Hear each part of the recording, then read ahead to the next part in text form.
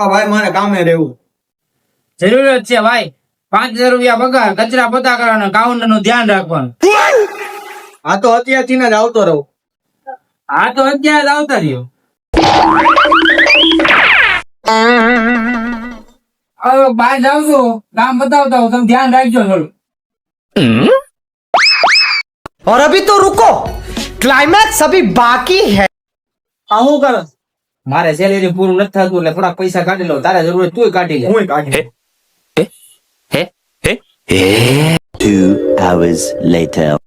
બહારના બધા કામ બધે જવો છે.